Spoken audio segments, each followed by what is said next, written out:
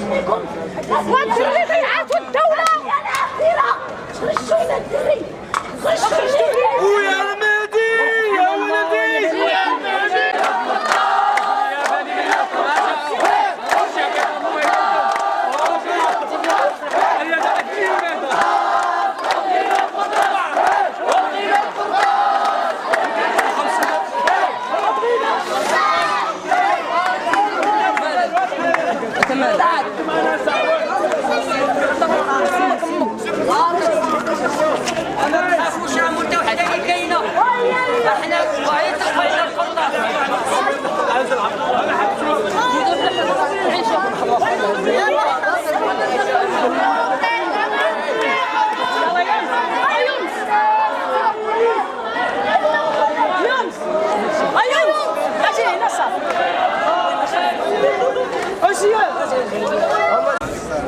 خوكم المهدي قطعات لي رجلو واللي عطا الله عطاه.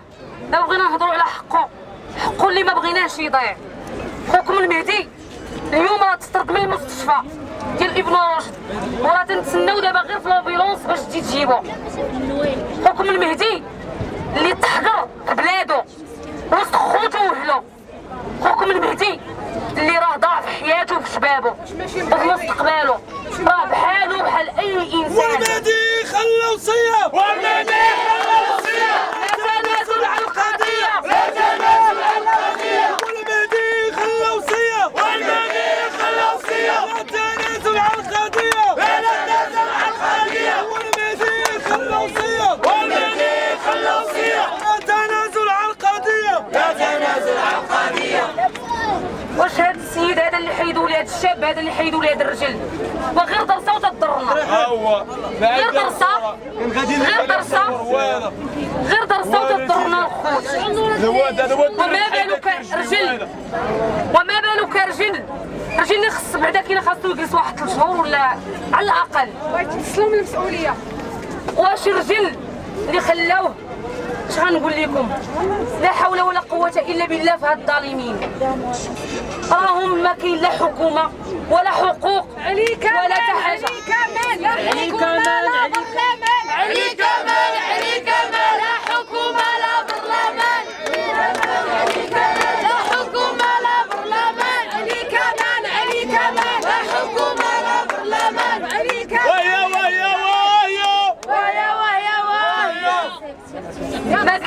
ما كاينش الخوت في هاد البلاد كامله شي حد اللي مصفرا ولا شي حد اللي دق بابنا ولا شي حد اللي تعاطف معنا من غيركم نتوما، من غير هاد الناس اللي واقفين، من غير الشعب. عاش الشعب عاش الشعب عاش الشعب عاش الشعب عاش الشعب عاش الشعب عاش الشعب عاش الشعب عاش الشعب. ما كاينش اللي واقف تيكتبوا في الصحافه وتيقولوا تعاوننا مع مو تعاوننا مع خوتو. ما كاينش شي حاجه، ما كاين يكذب عليكم كذاب. تيقولوا مو شاده 3 مليون هيا مو يلاه با ميت عا في ولدي رمضان. راه ظنوا المخزن وصوروا على المعلم عثمان، راه كان غير بناعي دريويش ديال الجميع. دريويش باه وماشي غير باه، خوتي كاملين دراوش، خوتي ما كمايه مسكيريه ما الله يعفو على اي واحد، ولكن خوتي ما فيهمش شي حاجه اللي ديال العيب. الجيران كاملين تنشكرهم، وماشي غير الجيران، الساكنه ديال بني ملال كاملين اللي تعاطفت مع المهدي وفات في القضيه ديال المهدي، ولكن يكذب عليكم كذاب. يقول لكم شي واحد واقف ولا يقول لكم شي صحافي ولا المخزن براسو تيهرش عليا السكينه، تيهرش السكينه وتيقول لهم عندكم تخرجوا انتخابي المرشحين والمرشحين تيعطيهم الفلوس، عاطين فلوس صحيحه باش ما يخرجوش معايا الناس. العيالات شحال وحده حابسه راجلها ما خلاهاش تخرج، ولا لا خرجتي غيشدوك البوليس. معايا العيالات انتما تشوفوا بعينيكم قلالين العيالات اللي خرجوا مناش من المخزن، ولكن حتى اللي غنبقاو ساكتين. راه اليوم جات في المهدي وغدا غتجي في هذا ولا غتجي في هذا ولا غتجي في هذا ولا غتجي فيا انا.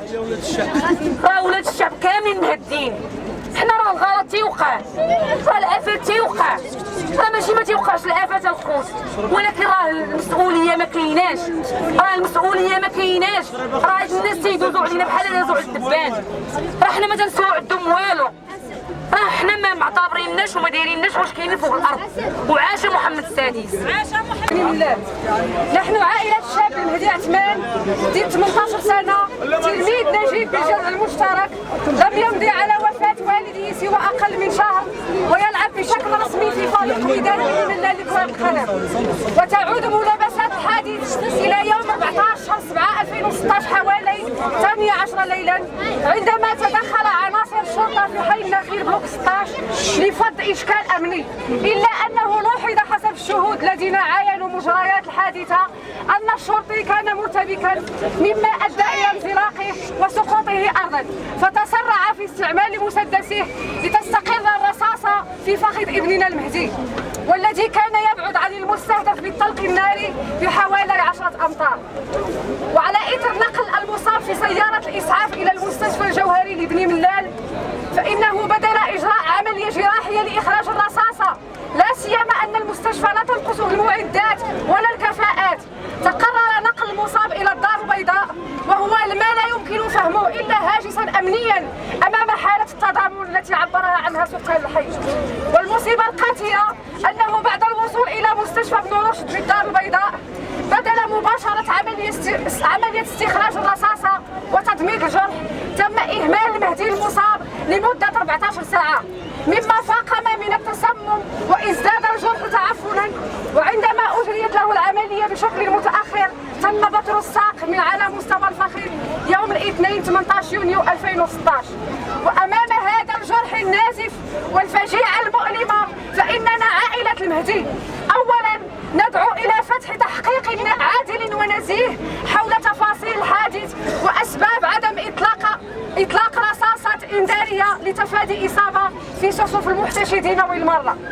ثانيا تحمل المسؤولية كاملة لمديرية الأمن الوطني في مجريات ما تعرض له ابننا، بدءا من إصابته بطلق ناري من مسدس شرطي، مرورا بحالة الإهمال في المستشفى، وصولا إلى النتيجة المؤلمة ببتر ساق المهدي والتسبب له في إعاقة دائمة وما يترتب عن ذلك من آثار نفسية واجتماعية.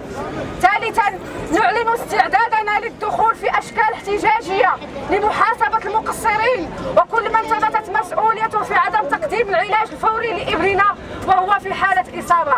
رابعا نهيب بكافة الأحرار إلى إبداء الدعم والمساندة للعائلة لإحقاق